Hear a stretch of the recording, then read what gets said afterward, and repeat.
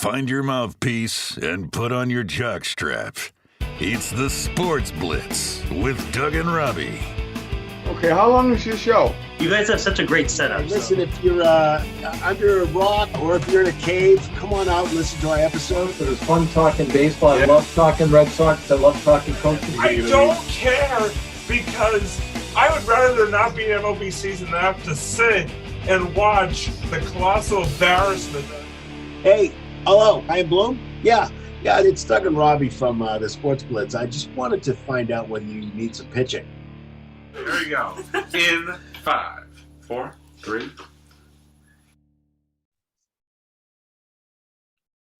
Good evening and welcome to another continued. I don't really know what to say about this episode. A continued episode of the Sports Blitz. I'm Doug. We have Robbie here. It's been a while. We've been on a little bit of hiatus, a little bit of a vacation, so to speak, or whatever. I'm not really sure what we've been on. I don't know. But we're back, and we're very excited to be back. And so, Robbie, how are you? I'm great, Doug. I'm great. It's great to be back. Yeah, it's been a while. It's been a while, and we've been trying to. I know Doug and I a few times have tried to get together, and just various circumstances have prevented it. But we're here. We're older now. We're wiser. Actually, I don't know about the wiser part. But we're definitely older. Not sure about the wiser part either. Yeah, definitely not about the wiser part. No, I'm very happy to be back. I'm excited to. I might not be necessarily thrilled to talk about what we're going to talk about today. It'll be very interesting, but at the same time, no, it's great to be back with you, Doug, and great to be back for another episode, and just itching to get rolling here, itching to get back in the saddle. You know, it's gonna be a good time after such a while away.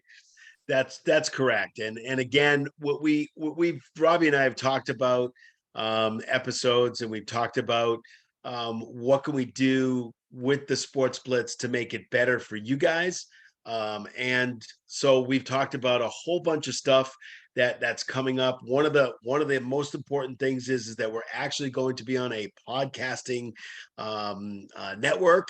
So we're very excited about that, and we're looking forward to having a different format.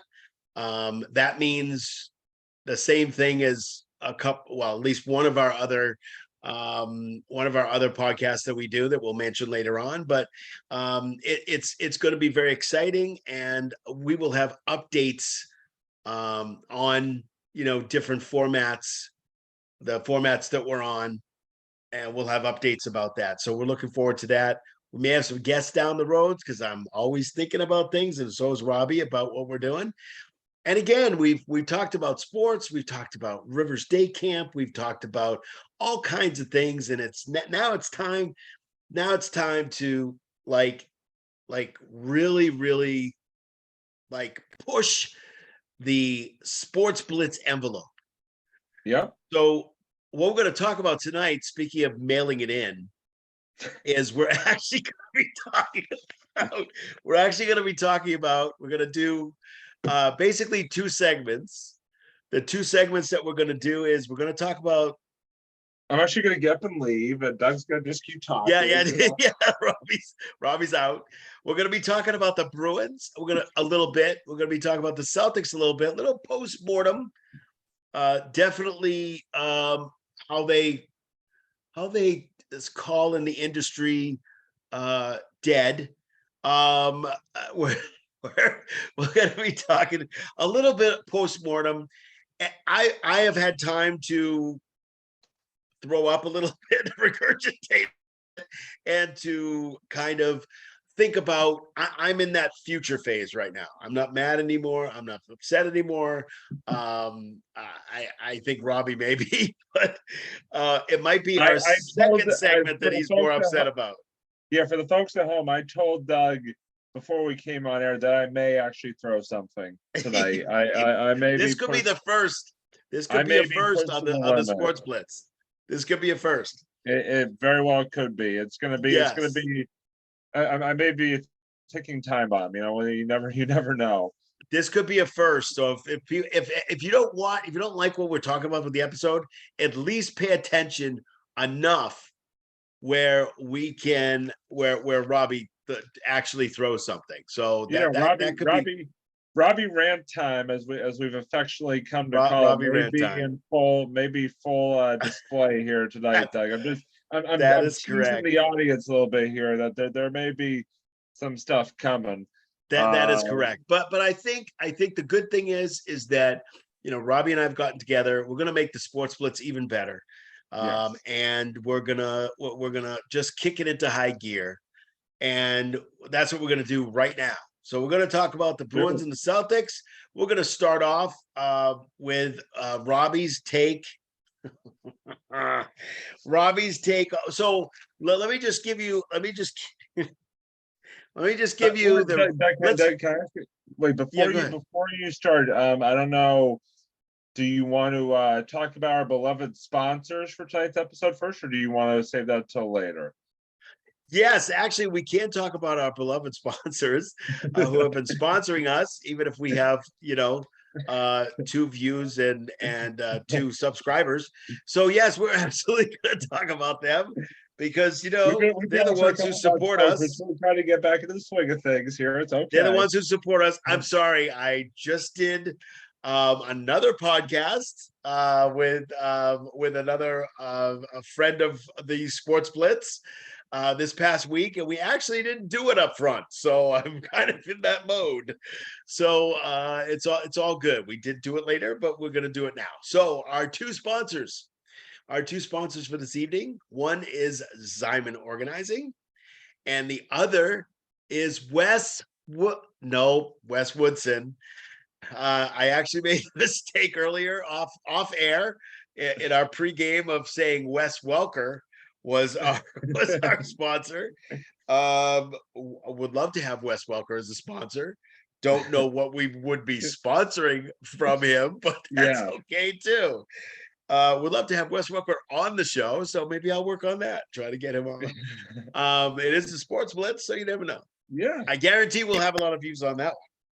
Oh yeah, that'd be our best seller. Yeah, that would be our best. We might even get some subscribers out of that one too. Yeah, oh, they have Wes Welker on? Yeah. I can pretend to be Wes Welker. We can try that.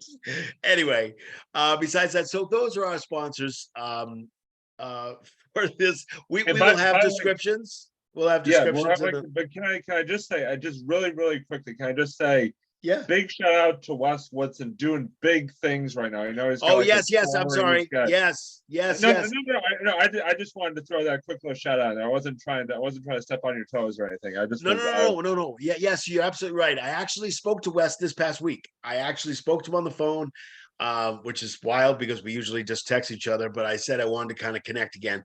Wes is out there. He's doing his own tour, his own national tour that he put together himself. Very excited. Wes is talking about depression. He's talking about anxiety, mostly depression. Well, maybe both. And it's really important to get it out there. And he's got his own national tour. He's going to talk to lots of colleges here in the Northeast and all across the country. Really, really cool. Zyman Organizing also is an organizer. They're not a national tour, but they're awesome. Organize your sock drawer like Robbie does every Friday or Saturday night. If there's no sports on, he gets really angry, so he goes and just does something that calms him down. Just calm down, Robbie, easy. So that's what it is. But they're really fantastic. We will have descriptions and we will have information in the descriptions. That's better. Link in the description. Absolutely. Right, correct. So, and we move on. So I wanted to let's talk about the Bruins first. I know, let's talk about something lighthearted about the Bruins. Let's talk about the Bruins regular season. What did you think about the Bruins regular season, Robbie? Well, the Bruins regular season was, fantastic. You just have to look at all the accomplishments of the 2022-23 Bruins to be able to tell that. President's Trophy winner, Let's see, record for most It's the number of curse, wins in man. the It's the curse. season. Record for most number of wins. Again, starting lighthearted, Doug. I know. Sorry. No poke the bear. No pun intended. I know. This is what I think of the Bruins right here. Yeah, seriously.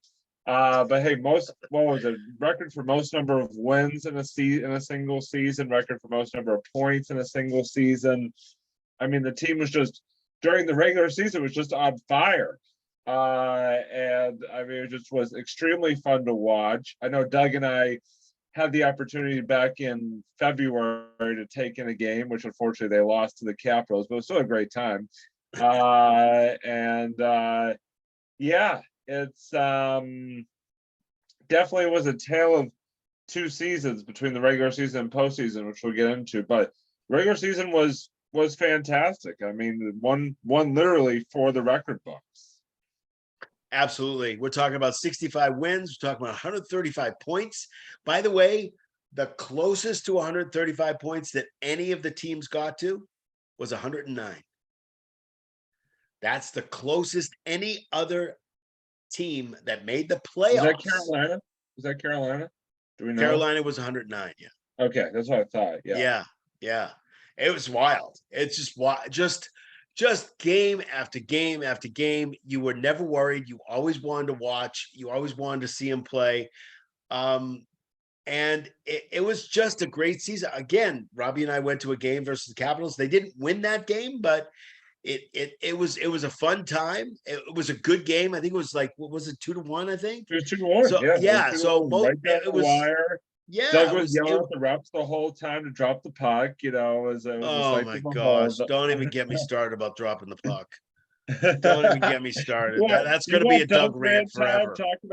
You want Doug rant time? Let's talk about referees just dropping the puck in hockey games. And Doug will go on a 10-minute diatribe about that. Like, I don't get it. I don't understand. So it's it's interesting because they say, oh, well, this is really quickly. I just don't understand. I don't get the concept. Yeah. So the ref fakes dropping the puck. And of course, the two centers are going to react, right? Because that's what you're supposed to do. You're supposed to react. And then the ref decides, because you reacted, now you need to go out of the circle and Patrice Bergeron, who's been doing this for a long time. Yeah. Like a little bit of a professional center. It just, what is the sense? And I'm talking not just on the Bruins, it's both sides. It's they just, okay, you're out. Like, why? You didn't drop the puck. You fake dropping the puck. So that's why I put my stick up Bergeron's butt. I'm sorry, I didn't need to, but you didn't drop the puck. What am I supposed to do there? What am I supposed to do? Just stand there and go, okay, I won't react. It just doesn't make any sense to me. It's on both sides. And this is not even a rant. I can rant for a whole show on that. We're gonna have a show. We're gonna have the rant show starting soon. Really? We're gonna have the rant show. Yeah, so that'd be appointment viewing right there. Right, exactly. So how did you think? I wanted to ask you about the goalies. And how, how Ullmark and Swayman did and how in the heck did they put together what they put together over that season is mind blowing. It really is. And I mean, the goaltending situation was fantastic again for the regular season. And I think the thing about it was that you always felt comfortable no matter which goalie was starting, whether it was Ullmark or whether or not it was Swayman. You weren't worried you weren't worried whichever one of the two you were going to see on any particular night. I mean, Ullmark, I just love watching him play goalie because some of these saves he was making, I'm like, I still don't know how he stops some of these pucks that he saved. Yeah, there was some incredible saves. Yeah, during the course of the season. I mean, it was fantastic. I think that was the big thing, is like they could, if you were having kind of an off night, they could keep you in the games until the offense woke up ultimately, and then somehow managed to get either back in the game by tying it or taking the lead. If they got down early. So it was like one of those situations where it was a good problem to have, because that was one of the things that started going into the postseason that you and I, Doug, talked about. You would hear on talk radio, Twitter, etc. Was who do you roll with? Do you roll with Allmark or do you roll with Swayman? And it was a good problem to have in terms of who are you going to start in those playoff games. Now, I think we'll talk a little bit later on, and we can definitely have a good discussion about some of the decision making by Montgomery when it came to who started in that each game as that particular playoff series evolved. But I think it was just during the regular season, they were fantastic. And by the way, I mean, the goalie hugs. We got to talk about the goalie hugs if we're going to talk about Swayman and Allmark. What a fun way to really like just draw even more people into your season than with at the end of each win having those two just like a brotherhood, just hugging it up on the ice. I mean, it was appointment viewing for people. People literally would pay attention to the goalie hug every single game, and it was awesome. It was awesome. They were awesome. It was just a great thing to watch between those two. Absolutely. And then there were a couple times when Allmark, toward the end, I mean, Allmark kind of got hurt, but Foligno kind of took over for the hugging of the goalie and stuff like that, because they took him out and he didn't return. He went into the locker room, and he did not return. So it was it was almost like a tradition of doing that, and it was better if you did it than you didn't do it, because people waited for it. So that was also, I think that was a lot of that was like this almost support. It's like this is how close this team is, and this is how, as at least in my thought is that that's what the goalie hug was, is that it's the support of the team. It's this thing that we do a little show at the end for the fans. Was it which trying to think of the hockey team that after they won at home, they would all get together, the whole team. I think it was Carolina, but I'm not sure. It was many years ago. It was several years ago. They used to get together as a team, and they used to do this thing on the ice for like the fans. And I can't remember exactly what it was, but every time they won at home, they did that. Again, I think it's a little showmanship, but it's also a little support, a little motivation, a little whatever. Thank you for the support of the fans, or something like that. Yeah. So that totally makes sense too. So now that we've got, I mean, I think, so let me ask you about, well, we're going to do the regular season first, and then we'll talk about what happened during the playoffs.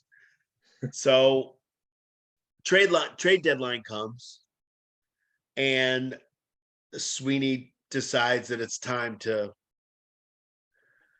get a few guys or a couple guys, whatever his needs are. We kind of had an idea of what the needs were. Excuse me. But it was like, okay, so what is his thought process was, I need to, get some guys to back up some other guys, get some depth in. So what did you think about Tyler Bertuzzi, Orlov, and Hart. Oh God, you're blanking on the guy's name. Hathaway. Hathaway. Yeah, thank you. I was like, I knew it's just been a while since I've seen the game. So. That was like an H away or something. I just couldn't remember what the middle. Yeah, part so two players were from the Capitals, who, by the way, we saw those guys right before that happened. Yeah, they was pretty much like right before it happened. Absolutely. And then the other players from Detroit. Tyler Bertuzzi's from Detroit. Yeah, I think Bertuzzi. made probably the biggest impact out of the three, if we're being honest, or going through the rest of the regular season into the postseason. But honestly, I thought all three filled good roles for that team, sort of going down the home stretch and getting into the playoffs. I mean, Orlov and Hathaway both had their moments to shine, but I definitely think that the one that impressed me the most out of the three was Bertuzzi, because he came in and really seemed to make an impact offensively right from the very start, which was great to see. I mean, I didn't have any problems with the pickups. I thought, like I said, that they filled a role on a team that was pretty solid to begin with before the trades, and I don't know. I thought that they, like I said, they came in, they did what they had to do for the most part, at least as far as I was concerned. Yeah, absolutely. I think Sweeney had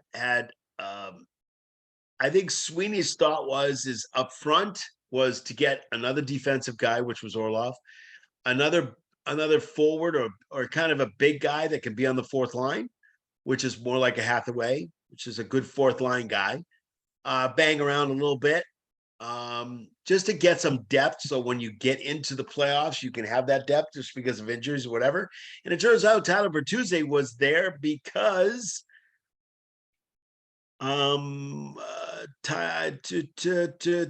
his name got hurt. Darn it. What's his name? It was oh shoot. It was my wife loves him. It was Taylor Hall. Taylor Hall. Yeah, that's what I was trying to think. Like, was it Hall? Yeah, Taylor Hall. Yeah, it was Hall. It was Hall. Taylor Hall got hurt, and he was like on the third line. Taylor Hall got hurt, and then that was what. And to get Bertuzzi was like, what? How did he do that? And Bertuzzi was huge. He was absolutely huge, and not just in the regular season after he was picked up, but he's a netminder, man. He gets down low, gets in the net, and gets in the net. He doesn't get in the net, but he gets pretty close to being in the net. Lots of tips in the net, and he doesn't mind, banging guys around down there. So and his shot was like, holy crap! Where did that come from? I thought the pickups were very, very good. So the question I have to you is that we talked about a lot of positive.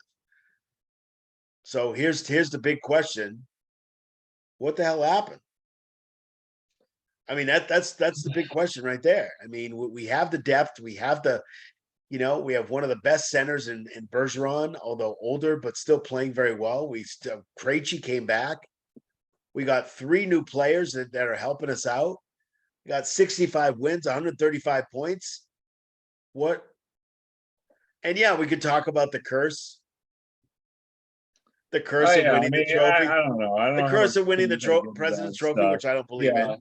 So it's like, well, what happened? Well, I have a few thoughts, but what are your thoughts, Robbie? What the heck happened? And if you don't know, that's okay too. I think the only thing I'll say, because I really would love to hear your perspective on it, because I'm not sure that I'm not sure that I have an idea. I think, I don't know, if there was one sort of Achilles heel of the Bruins this regular season, I think defensively. Hold on one second. I think that there was it was defensively. Sorry, pleasures of live recording, people. I've got people trying to talk to me, even though they know I'm on a podcast. Anyway. Bring them in. Maybe they know what the hell happened to the Bruins. Yeah, seriously. Yeah, I think defensively, that was sort of the Achilles heel of the Bruins, was all season long. The defense definitely had some. I mean, I'm not saying not saying a whole lot, but they're definitely, if I had to point to one area that was a struggle in the regular season, it was definitely the defense. And it just, unfortunately against Florida was more physical. Florida, took advantage of some of those defensive lapses, and Florida did enough themselves defensively, especially later on that series went, that it just ended up doing the Bruins in. I don't know. I don't have a better answer than that, Doug. So I guess I kind of want to turn it over to you, because that's about all I can come up with, because I still, all these months later, I'm sort of left shaking my head, being like, asking that same question. What the hell did happen? Right. So my thought, and that's actually, it's definitely part of it. I think the three things that I kind of came up with was, number one was the playing with heart. Playing with, I mean, do you want this? Do you want this? I think that's also part of the other team that we're going to talk about just in a few minutes. That's the first thing. Playing with heart. Do you want this? It doesn't matter whether they're banging you. You have beat you have beat Florida before. It's not like you haven't. So what is the next step? The next step is to number one, have the heart to be able to want to go on. I think Florida had more heart. I think Florida said, we're going to win this freaking series. Yeah. We'll take it one game at a time, but one game at a time, we're going to win this series. That's what we're going to do. And I think that's what brought them through. You have to have some motivation, some kind of, feeling inside that even if you're facing a team that that you're probably not going to beat, that maybe, just maybe you can try hard enough, try more, go a little extra. And I don't think the Bruins did that. I think there were spurts of it in certain games, in certain areas, but it wasn't the whole time. They had done this when they lost games in the regular season too. You noticed this was happening, because my wife and I were watching the playoffs and we're watching Florida, and we're like, oh, geez, see, they're doing it again. They're doing it again. They're playing like crap in the second period. Why are they doing that? They're down 2-1. Why are they doing that? Well, there's no sense of urgency. They have to have a sense of urgency. And then all of a sudden in the third period, they picked it up. Yeah. And it's like, what happened there? And then they win like 3-2 or 4-2. I'm like, what just happened? What is the difference between that second period and the third period? And what was said and what was put out there, and what did they do? Well, we figured out that the third part of this is mistakes. Mistakes is leaving the puck in their end, which they tried to work on so much this year. They had some success, but they didn't have a ton of success with just the mistakes. The other part of it is you have a first-year coach. Okay. And your first-year coach, who is coached, is not Joe Mazzulla. Okay. He's not, Right. sorry, but he's not Joe Mazzulla. No. Okay. He's been a head coach before. Yeah. He has done what he needs to do to get this job. I thought he did a fabulous regular season. The regular season was fabulous. I think that it was with the lines. It was mixing up some of the lines, getting guys maybe a little confused about the lines. Why is he out here and he shouldn't be out here, and maybe he shouldn't be out here, but I think it was confusing in some cases. Okay, I'm going to mix the lines up the next game because it didn't work that first game. Okay, well, you didn't give him a chance to get back. I don't think injuries was really an issue because they had guys, they had backup guys, they had depth. So I don't think that was the issue at all. Lindholm, he was phenomenal during the regular season, and he was a ghost during the playoffs. And he's a great player. So I have no idea, but those three things is what I'm thinking about.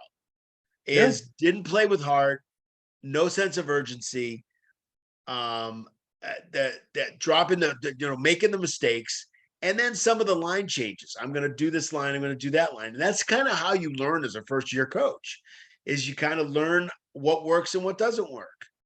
Who's working, who's not working. I mean, we had so much depth that the depth wasn't the issue. It was, who do we match up with who? And if Right. Krejci's out, which he was, who do we put in there for Krejci? Okay, we got plenty of depth. Lauko came in and played fabulously. He played really good, but he made some really bad mistakes. You know why? Because he's 21 years old, or 20. He's 20 years old or something like that. I mean, he's a young guy that came up for the first time. So it's not a matter of depth. It's a matter of how you do it, and can you learn from it? And that's kind of what I think on that. I don't know if you agree or disagree with that stuff, but that's no, I think you hit the nail right on the head. I think that yeah, I just, it's so hard because it's like, it felt like that first round series was theirs for the taking. Like it's sort of, even as far as game 7, I mean, they were up by a goal with a minute to play in game 7. You felt like, okay, they're gonna hold on, like, because they always did. And all of a sudden Florida, scores a goal, and then you go to overtime. And that's when I really, I think the point of sort of that sinking feeling, that sort of like, I hate to say all hope is lost, but that sort of feeling for me was when Florida tied the game in game 7 and sent it to overtime. I just had this gut feeling, this like, pit, not at the pit of my stomach, that just said, this is not going to end well, just given the way that game tilted with that last minute goal. I mean, I was hoping that I was wrong, but I'm just like, I've seen this movie before, and I just don't see it ending well for us. And sure enough, it doesn't. And I think the other thing, you gotta give Florida a lot of credit, because they basically won game 5, in overtime, and then caught fire. I mean, they like just caught lightning in a bottle. They got that momentum, with that overtime winner in game 5. Yeah, and they said they were going to bring it back to Florida. So they just stepped on it. They just stepped on it. They kept going. You look at what they've done since. I mean, I know that they are down. They've lost the first couple of the Stanley Cup Finals, but they went 11-1 after, from game 5 onward of that series. I mean, they blew out Carolina, who in my mind, I don't know about you, Doug, was the next best thing besides the Bruins. I mean, I thought heading into this playoff, if anybody's going to have a chance to knock us off, meaning the Bruins, it's going to be the Carolina Hurricanes, and they took them to town. They swept them. I mean, the only game they lost in that 12-game stretch was against the Leafs. They took the Leafs to town. Yeah, I mean, they caught lightning in a bottle. It's one of those will things. It's they willed it to happen. They played extra. They played hard. They played tough. That they were hitting. They played fast too. They were really, really fast. And I was actually worried that if we did win that game, I thought Carolina had a very good chance of knocking us off anyway. Because they were an exceptional team, and to have Florida go in and just totally annihilate them, and sweep them in 4 was like, what is going on with this Florida team? It's interesting because there was some reports that some of the Bruins were like watching them and like going, oh yeah, I kind of know that feeling, because so it's kind of like you understand but you don't understand. Yeah. The part of it that we're not going to really touch upon, because we're really doing a postmortem and we're not really doing what's going to be next. Yeah.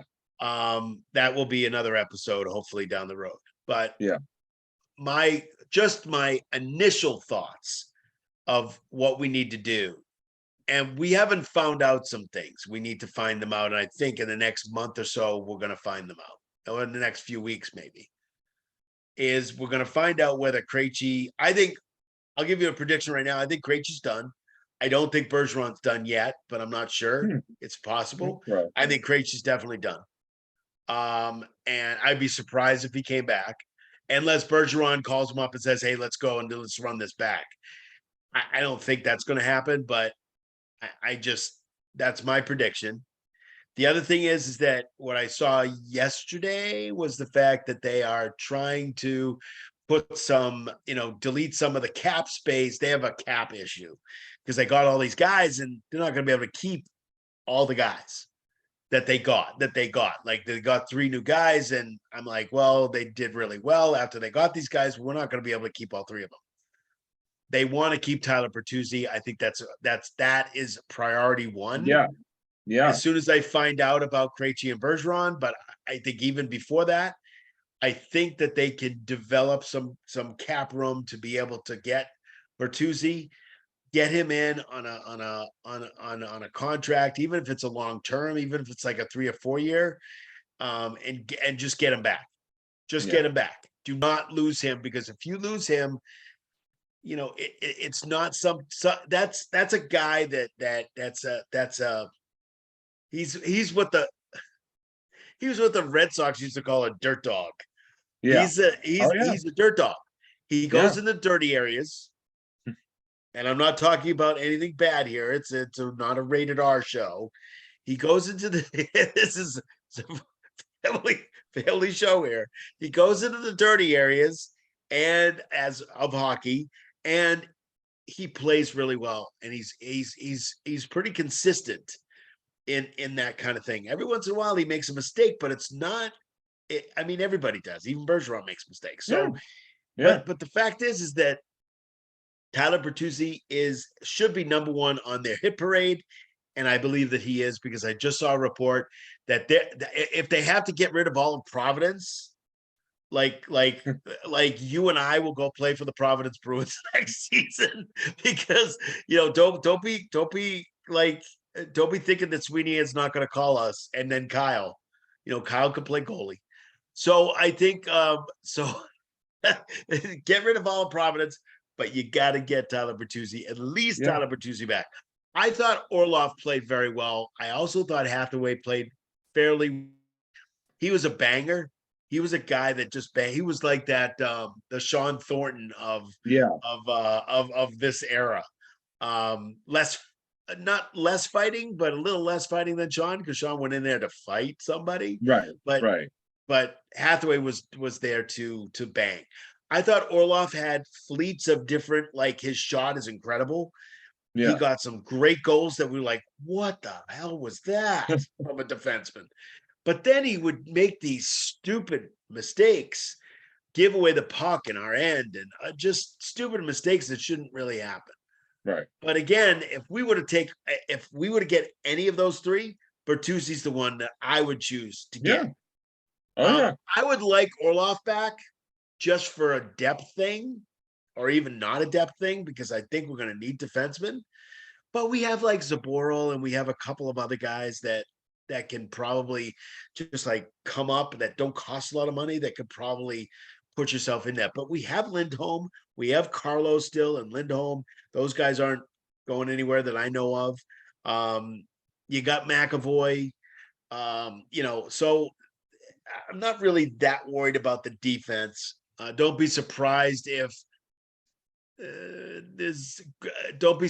Grishlik goes, and I'm probably burning his name, but don't be surprised if they have to get rid of, because he's about the Bertuzzi. He's just about to get a Bertuzzi contract.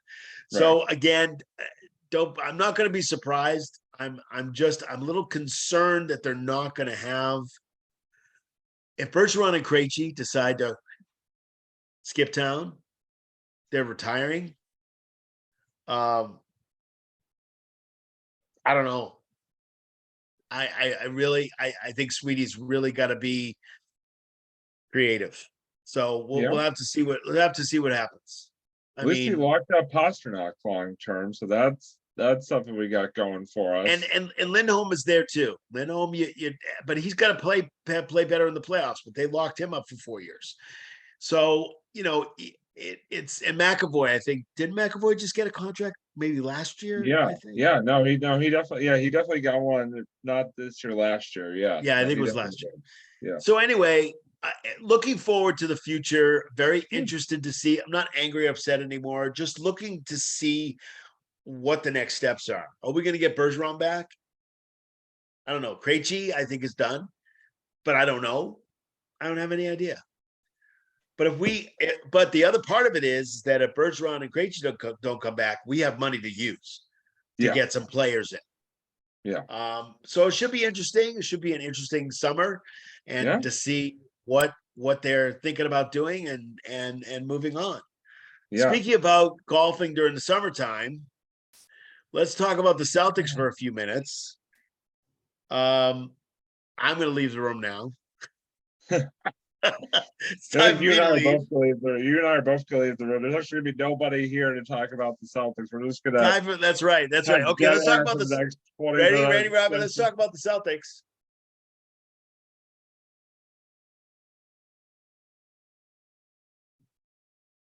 Okay, let's move on. Okay, so that's basically what it is. Okay, so number one in the division for most of the year, except they kind of fell off a little bit. But again, number two isn't so freaking bad. They're number two last. They were number two last year. I know, and it doesn't really matter regular season, but they played fairly well during regular season. Again, just like the Bruins, it's like this little. I don't know what it is about both of these teams. I don't know what it is. I have some ideas, but what did you think about the Celtics regular season? I think you kind of hit it perfectly. I think that there would be these flashes of games where you go in and beat Milwaukee by 40 points on the road or something like that, and look like a team that should easily win the NBA title.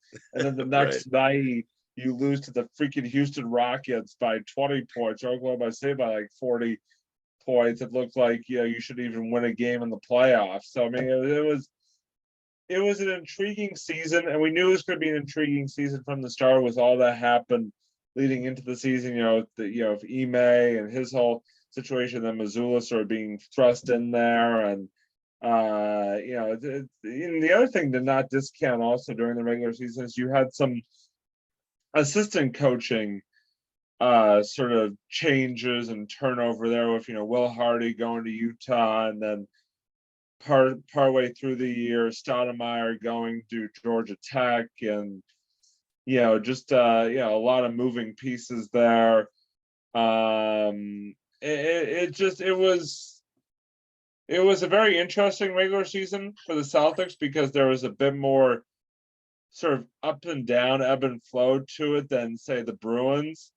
That being said, I think the Celtics, on a night to night basis, were still very exciting to watch, and I also think that we hoped at least that come playoff time that they would kind of use how close they got last year to kind of like flip the switch and get back there. And obviously they came close, but came up a little bit short, but as we'll talk about. But yeah, I mean it was an interesting regular season, let's put it that way. And I think it kind of set us up well for what did come in the postseason from a level of play point of view. Yeah, well, I think the season started off a little tough because you had the Ime Udoka thing, you had the Joe Mazzulla thing. I know that Joe Mazzulla was obviously on Ime Udoka's staff, but it's one of those things where I'm not sure if the trust factor was really there. Things are coming out now that didn't come out before. I think that was a problem. It's not that they lost like 50 games, obviously, but in that respect. But on the flip side of it, I think there were some issues at the beginning of the season that needed to be taken care of. I think but I think that they everybody says, "Oh, well, they really didn't do that well," and blah blah blah. And I'm like, wait a minute, they were number 2 in the division. They were number 1 for most of the time during the regular season. So Yeah. they didn't do well because why? Because of Joe? No, they were doing very well. They were playing very well. So you can't tell me that they were winning games. So once you win games and you become, number 2 in the division. You can't tell me that they were like, oh, we're so sad Ime Udoka's gone. You just can't. It just doesn't make any sense to me. I mean, maybe there was still some feelings there, but after the 50th game, don't you think it's time to kind of let it go? Yeah. I just think it is. Yeah. So it just didn't make any sense. What did you? And this is a kind of interesting question, and I'm kind of putting you on the spot a little bit. So I mean, what did you think? Because I have some thoughts, and you've actually had some thoughts when we text back and forth during some of the games, some of the playoff games.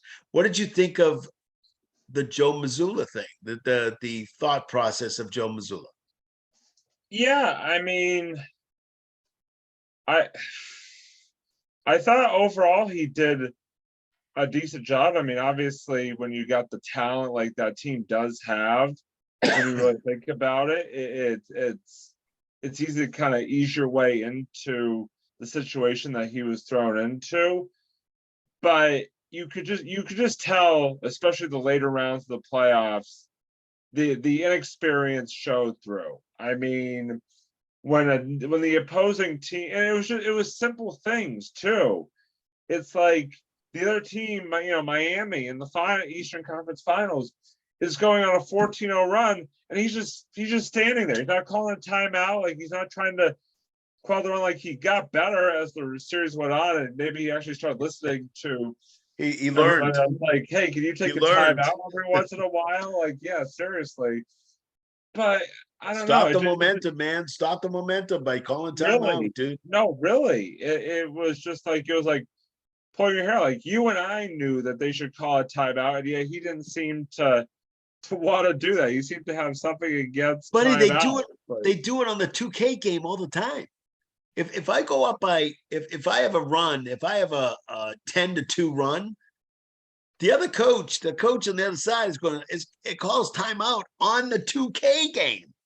And that's automatic. I'm not covered. I don't do that. I mean, I might call timeout, but I don't have access to the other team. The other team is run by the computer. The computer on 2K is calling timeout.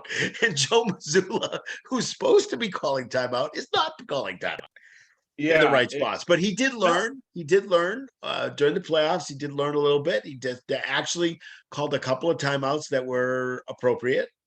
Yeah. And but also it wasn't a dozen. It was just a couple.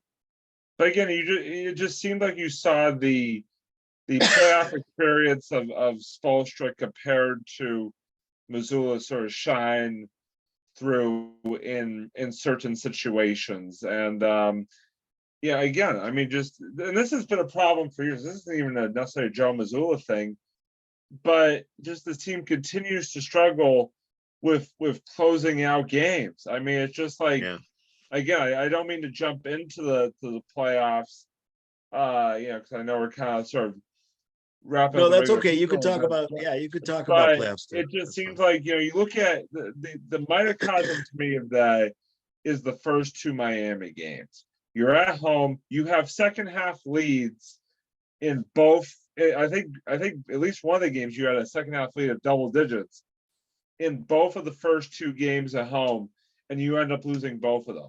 Like, the problem is that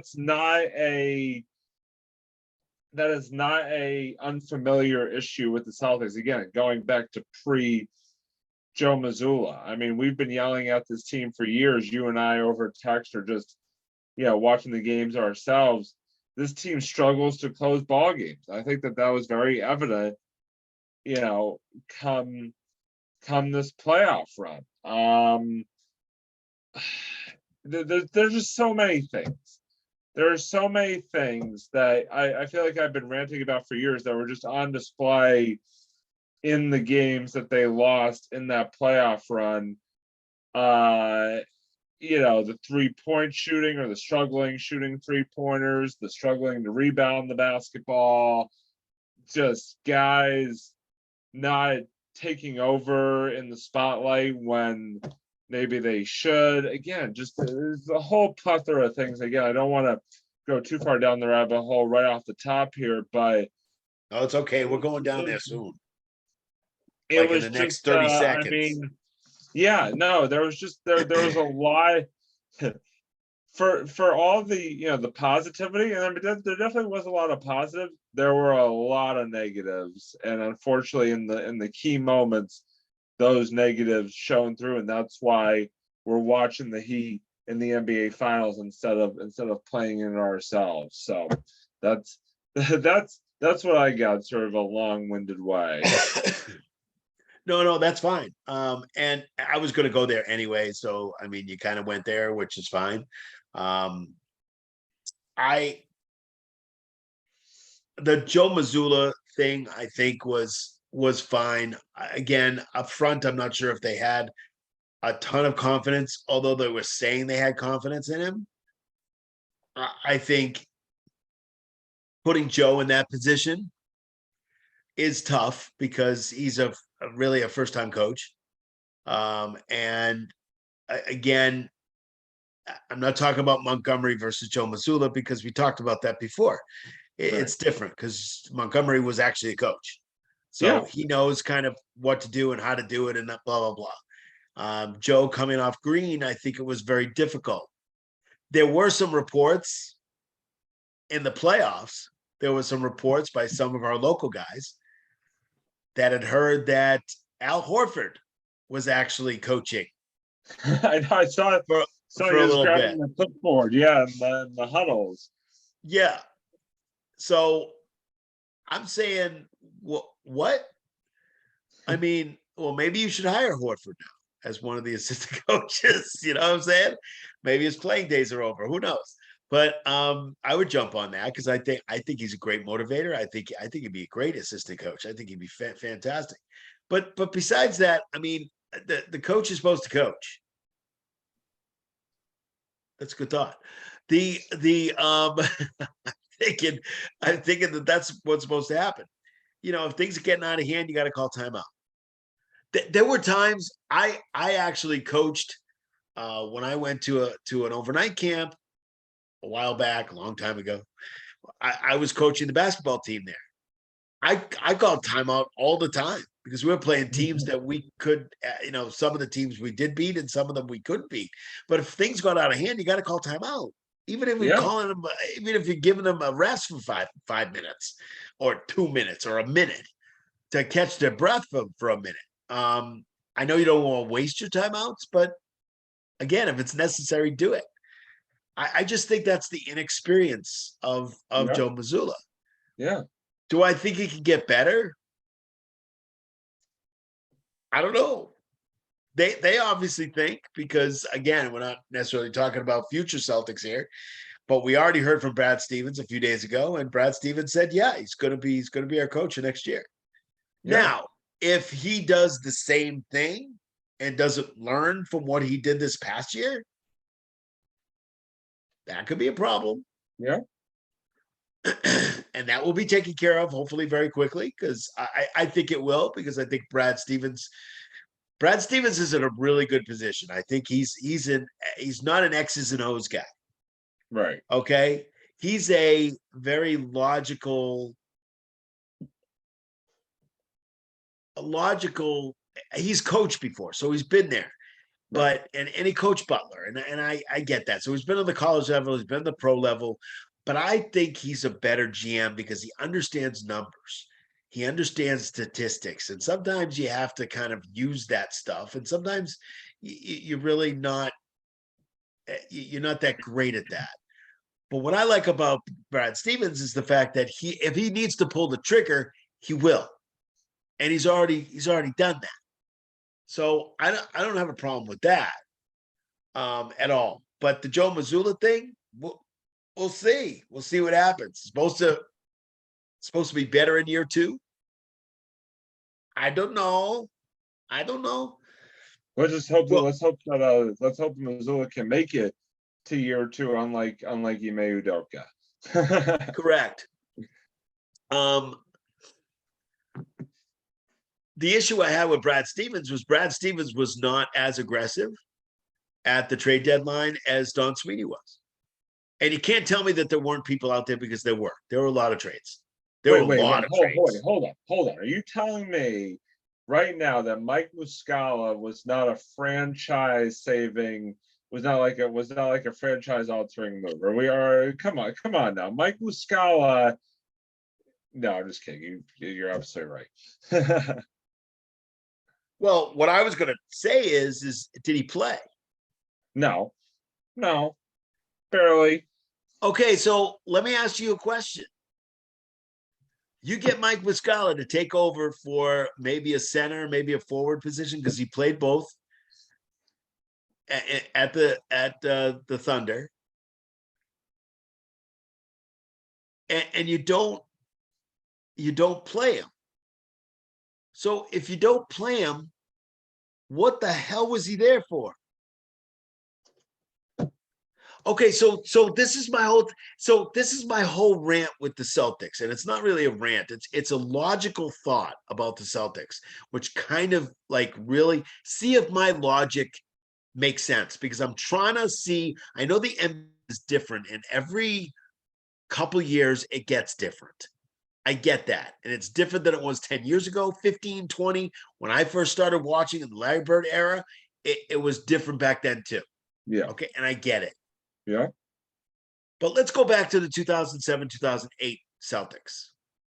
Okay? Yeah. We're going back there. That is the year that they won the championship with the big three. Yes. Okay? We're talking Garnett, talking Kevin Garnett, Paul Pierce, and Ray Allen. Okay? So that's what we're talking about. And Danny Ainge is the GM at that time. Yeah.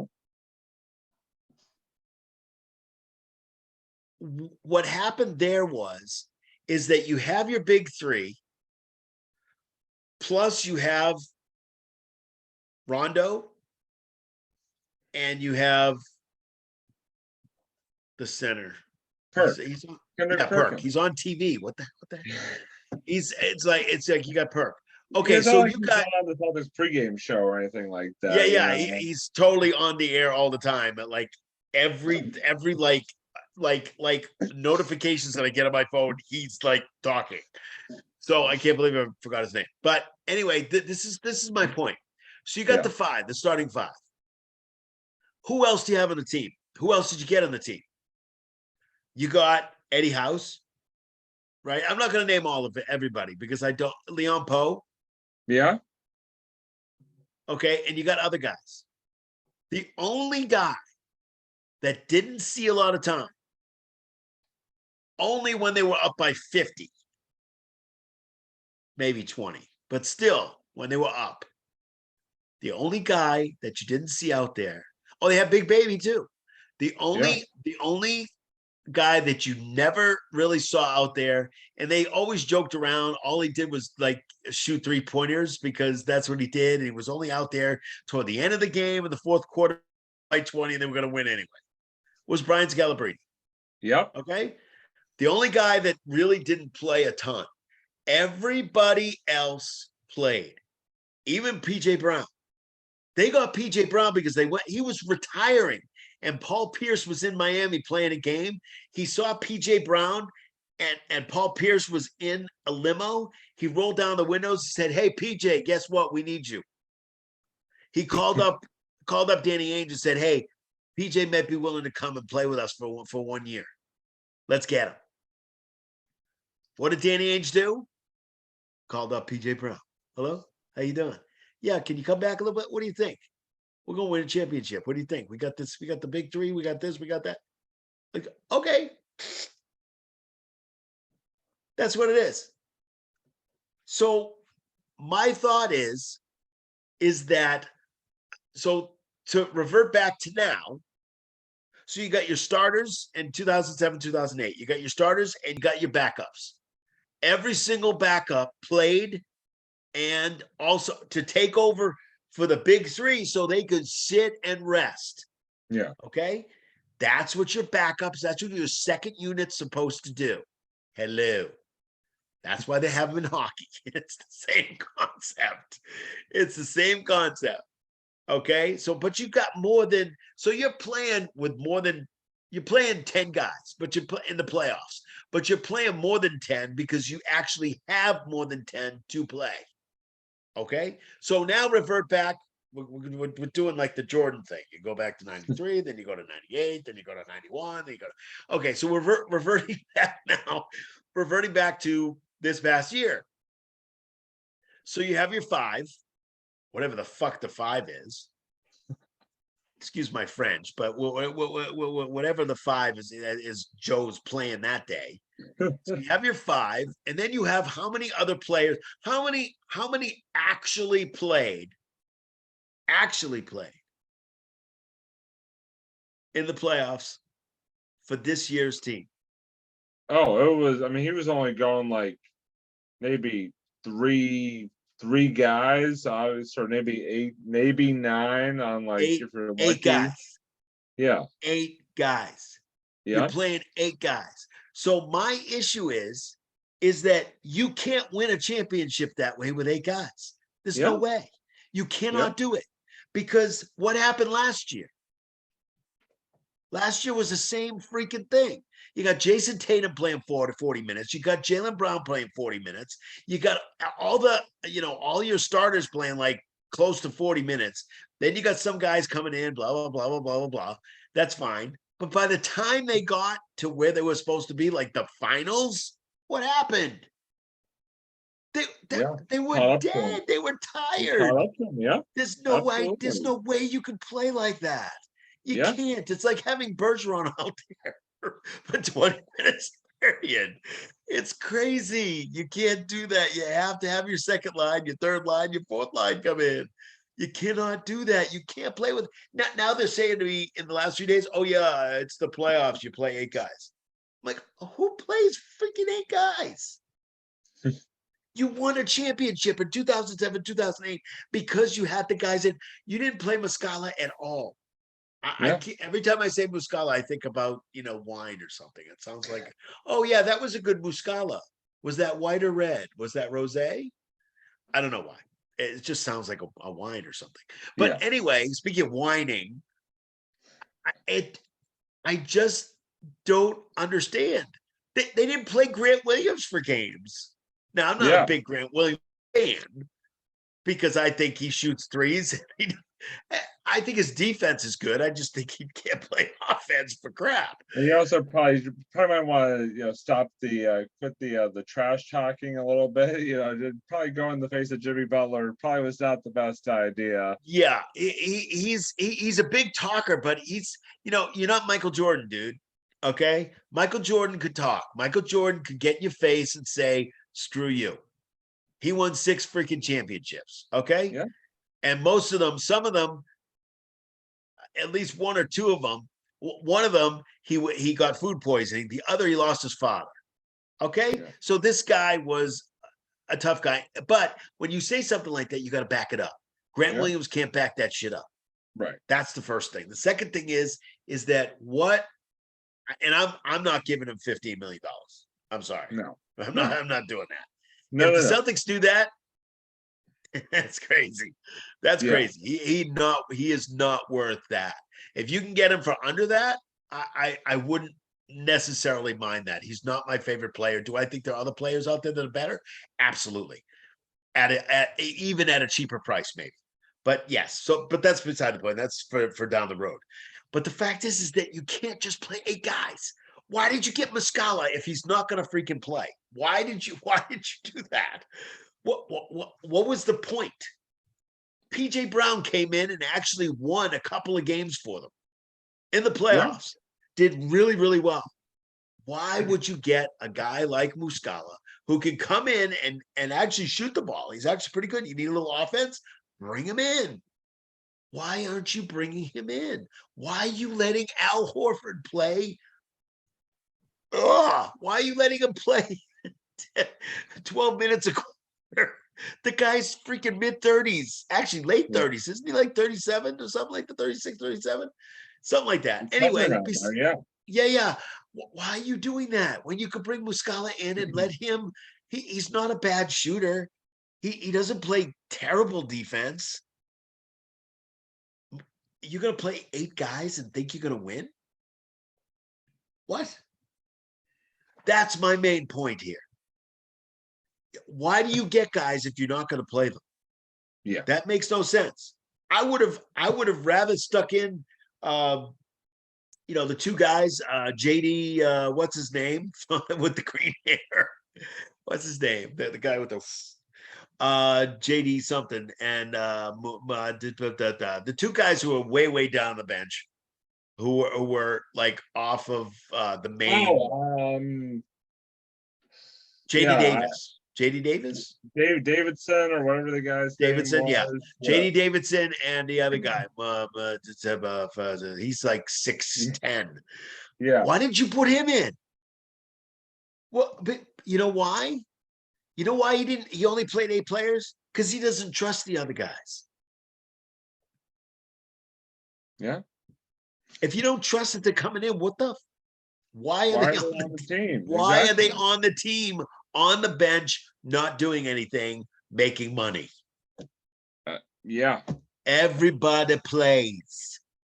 Everybody plays. It doesn't make any sense. You didn't even mess.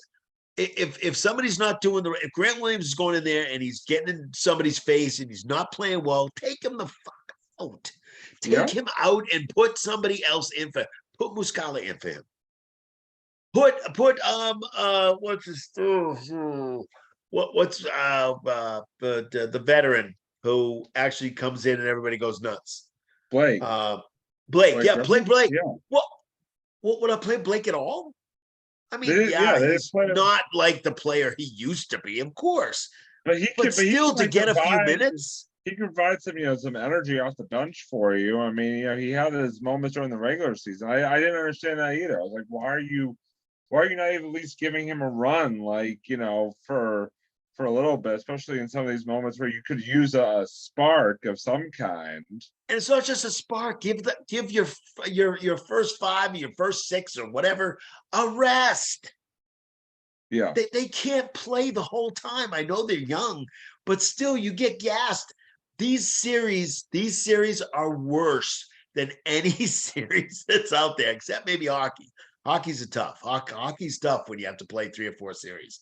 That's tough because you got to really be in shape. And I think the Bruins are tired too. Just telling you, I think they were tired. But Celtics tired again, same as last year. But if you get all these guys, if you have, they have 50, they can play 15 guys. They had 15 on the roster. Yeah. Did you know that they picked somebody up off one of the? It was either Houston or San Antonio. His name is Chandele. Did you know about this guy? Number 99. Say that I did necessarily. No. Yep, they had him on the bench too. I don't know why you're not playing. I don't know why you're not playing 5-on-5. 5 out, 5 in. That's how you get tired. That's how you get tired, and that's how you get gassed. That's my whole thought. That's my whole thought. I could say play 8 guys. I could say that they just didn't trust the other guys. And if you don't trust your bench, you don't trust other guys other than the 8. How do you think Brogdon got hurt? How do you think injuries happen? Injuries happen because you need to sit down for 5 minutes and get some rest. Right. 7 minutes. It just doesn't make any sense to me. It just doesn't. I don't think you can win playing 8 guys. I think you win by playing at least 10, if not maybe 11. Well, and then you look at what happened. Tatum gets hurt. The first minute of game 7, and all kind of falls apart from there. And I think that part of it is to what you were saying. The other guys were tired, and then when they were sort of called upon to step up, when Tatum wasn't 100% game 7, they couldn't muster enough to do that. Brown especially. I mean, it's just I think there's something to be said for what you're talking about in those key moments. I know we had crazy guard stuff. Because we had so many guards. But how about Peyton Pritchard, who actually played pretty well during the regular season? Yeah. How many times did they play him in the playoffs? It was again, it was another situation where it was this is what I don't understand. So somebody's got to sit me down and tell me why they don't do that. The only reason I can think of is that they didn't believe in the guys that they had at the end of the bench. I'm not talking about playing a guy that you just got out of a AAA kind of situation. I'm not talking about that guy, Champagny. Right. I'm not talking about him necessarily, but I'm talking about Peyton Pritchard, who freaking helped you out in some games during regular season. That's what I'm talking about. I'm not talking about, guys who, Brogdon's been hurt. Brogdon was hurt, I think, through the whole playoff. So it's one of those things where, I mean, I get it, but I don't get it because I don't think that wins championships. Talk about 85. You got your regular crew. You got your Parrish, McHale, Bird, DJ, and Danny H. That's your 5. Yep. And then you got 5 to come in for them. They can't, there's no way you can play 8 guys and win a championship. I'm sorry, you can't. Look at the Bulls. Look at the Lakers. Look at all those championship teams. There's no way you're playing just 8 guys. You can't. It's impossible, especially in today's game, because I think today's game is faster. I think today's game is harder in that respect. So that's my thought on that. Is that that's what I think happened. I don't think, they're talking about playing 8 next year too. I'm like, which 8 are you going to play? Which 8 are you going to play before Jason Tatum falls freaking over? He's gassed. Yeah. Yep. How do you do that? Spread the points out. You have to let if Jaylen Brown comes back, which I would like him to do, because it's hard getting 2 forwards like that. It's hard getting 2 guys like that on one team. And I think you need that to win a playoff, to win the championship. So you need something like that. But the fact is that if you're not giving them a rest and bringing guys in, they're going to be totally gassed. They're going to be that they're not going to play like they're supposed to play. You're just not. There were times in 07 and 08 that you brought in, you took out your 3. You brought in some other guys, and then they're supposed to keep the lead. You got an 8, 10-point lead, 12-point lead, whatever. And then it dwindles down a little to about 6, maybe, or maybe it goes up. So Eddie House was a great shooter, and Big Baby won some games for them. Can't believe I just said that, but he did. You just got to look at the documentary to see it. Anything is possible. If you get a chance to see that, please see it because it's awesome. It's called Anything is Possible. It's the what Kevin Garnett was screaming at the end of the game. Talk about someone who's a total Boston fan right now. He won a championship here. He was able to win a championship here. So again, it's one of those things where you can't keep Kevin Garnett in the game for all that time. You just can't. You have to let him come out and rest. He's a human being. The only person who I know is not a human being and who played is Michael Jordan. You talk to everybody, and everybody that played against him said they're just not a human. Just not human. Played with all kinds of things going on. Just the way it is. Watch that documentary too. I'm on my 6th time watching that thing. It's awesome. It's great. Interesting. Very interesting. But again, that's kind of what I think, Robbie. So that's it's just disappointing. Very, very disappointing. Frustrating, disappointing. Speaking about frustrating and disappointing, I'm just going to throw this right to you. All I'm going to say is 31-31 and fifth in the division. Ready, go. Yeah, I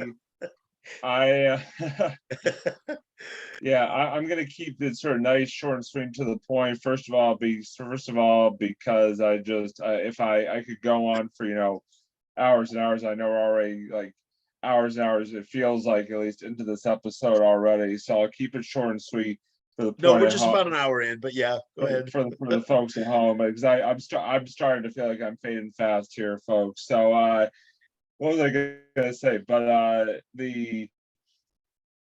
the Red Sox, the 31-31 perfectly describes the 2023 Boston Red Sox, is that they are mired in mediocrity right now. I mean, there's no other way to put it. It's disappointing. This is a team that's 2 years removed from being 2 wins away from, winning, from going to the World Series. I mean, it's just disappointing. I'm still pissed off that they didn't keep Xander Bogaerts. I'm glad they locked up Rafael Devers, but you got to put a team around him that's actually going to do. Dude, I think you're still something. upset about Mookie Betts. I am. I'm still upset about Mookie Betts. Chris Sale once again can't stay healthy for more than a game. Yeah, More than 5 minutes. I thought there was a glimmer of hope at the closer position with Kenley Jansen, but now he started to come back down to earth. The team, the other day against Tampa, the team's throwing the ball around like they're the little league team playing up the street from my house. Bad news throwing Bears, the ball dude. Field, what? Bad news Bears. Yeah, seriously, they're throwing the ball in the center field and allowing basically an inside the park little league home run. I mean, it's just it's tough because they've had glimmers this season where you think, oh, maybe they can make a run, and then they come right back down to earth. They just lost again tonight to Cleveland 10-3. I mean, with a rookie pitcher that I've never heard of on the mound, half the lineup I barely have heard of. Rookie. This sums up this year totally. A rookie pitcher I've never heard of. That's perfect, right there. That's perfect. It's true. It's so true because it's just like, I mean, Who is that guy? Speaking of new guys, I will say I am really enjoying watching. I'm gonna butcher his name completely. Masataka Yoshida. I hope I got that name right. I've enjoyed watching him play. Darn close, but I think you got it. Yeah, I mean, I've enjoyed watching him play. I know Verdugo just got benched. So yeah, that goes to show you what's going on right now with this team. I don't know, Doug. I guess my expectations were kind of down here to the floor to begin with this team. So the fact that they're like sitting around 500 at this point of the year is maybe a little bit of an upgrade, but it's mediocre, it's frustrating, it's disappointing, and there's no other way to put it. It's just like, what are we doing? What are we doing? We're again 2 years ago. We were 2 wins away from the World Series. Just like that thinking. 2 seasons ago, we were 2 wins away from the World Series. Now we can barely crawl out of last place in the division. It's brutal. We're not the Oakland A's, don't get me wrong, but it still is brutal. I don't think anybody could be the Oakland A's. I mean, the A's are, that could be a whole different. Pretty close, dude. Pretty close. It's not quite there, but. Like you said, it's not good, and maybe by some miracle that I can't even comprehend, maybe things will get better for this team. I don't see it, but maybe Chaim Bloom will give you a call. If they can at least be competitive, into August, maybe even into September. I guess at this point, that's kind of my competitive. They can't get out of their own way, dude. I know, but at least they're like somewhat in the striking distance for the wild card at the moment. Who knows how long that's gonna last? But I don't know. Somewhat. I feel like I think part of it's just the fact that I've burned out so much energy with the Celtics and Bruins and like just them both coming up short. That I just I have low expectations of the Red Sox to begin with. I just don't have the energy to really like go in on this team because I'm just my expectations have been so shot with this team. It's bad. I mean, we shouldn't. We should be able to put a winner out on the field, but right now we just are not doing so, and I just don't see any light at the end of the tunnel, unfortunately, for this team. Yeah, I will tell people that if you can, I know that a good movie to see is Moneyball. You should check that out. Speaking of the A's, Great movie. you should, great movie. And if there's a Red Sox game on, I would suggest that you watch the movie over the Red Sox.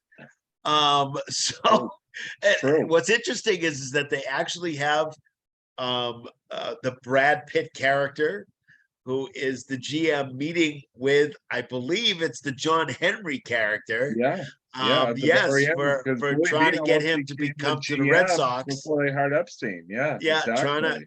trying to get him to come to the Red Sox to be the GM.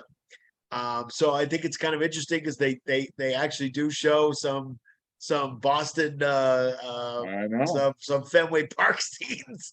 Absolutely, Kind of. It's very quick, but I would suggest you watch that other than watching the game. I have a hard time watching baseball to begin with. It's a little faster now because of the pitch clock. The what? But it's one of those things where I have a hard time. I actually don't mind. I actually haven't minded it. I've liked the fact that the games on average have been getting shorter. So I'm actually correct. I actually follow, but I follow more on my phone than actually watch the games. Right. There was a time, I think it was a couple weeks ago, where there was absolutely nothing on, and we had seen all the Seinfelds, we had seen all the let's see, the nanny, all the logo shows that are on there. Everybody Loves Raymond. We've seen all of those. And we were looking at the DVR and we're like, well, we only have a little while before we got to go to bed. So I threw the Red Sox game on. And let me tell you, totally got me more tired. I was so ready for bed. So it is, instead of taking medication, if you wanted to go watch the last few innings of Red Sox game, that would probably be a good idea, because that will definitely get you in the mood to go to sleep. Right. So that's really all I got. I really haven't watched enough.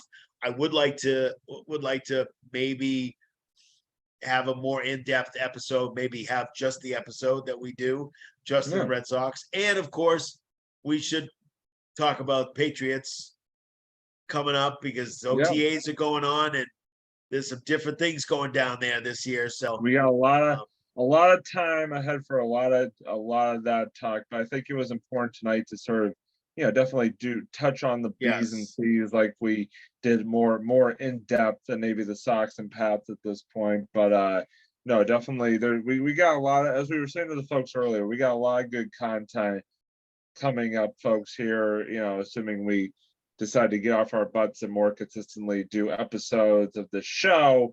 We will. We will, because we have a new format that we're going to be doing, and we're going to be doing a lot of great things, and I think it's going to be really exciting, and we're going to do we're going to be able to do much more. So I think that's something that's definitely a good thing. But we are just remember that first of all, thank you for watching. We're on YouTube, we're on Twitter, we're on Facebook. What else are we on? Is that it? Yeah, that's it. But so we're not going to do our final thoughts tonight? Yeah, we can do final thought. I don't really have one, but we could do one. But I was just telling people where they can find us. So, but yes, we could do a final thought. So we're at the end of the show where we have our final thoughts. for this evening. So I'm going to throw it right over to Robbie for his final thought for this new episode, Yeah, latest episode. Mine is going to be kind of short and sweet as well, but I did want to kind of throw in a little baseball positivity to end the episode, and that is to give a shout out to the Boston College Eagles baseball team, which is coming off one of their more successful seasons in recent memory this year. This is a team that made it to the ACC tournament for the first time in at least 3 or 4 years. I can't remember the last time they were in the ACC tournament, and also earned a berth in the NCAA tournament for the first time since 2016, and made it all the way to the regional finals before they fell, unfortunately, to Alabama. But just wanted to give a nice little shout out to the Eagles, who have had again a bit of mired in mediocrity themselves over the past several years and on the baseball front. And this year, we're nationally ranked at one point, just had a really successful season, and were rewarded with a trip to the NCAA tournament. So just wanted to give them a shout out and sort of end on a little baseball positivity there for a local hometown team. So that's what I got, Doug. That's what I got. Okay. Joking because there's a lot of negativity tonight, but that's okay. We're going to work on some great positiveness next time, but that's okay. We're just doing postmortem stuff.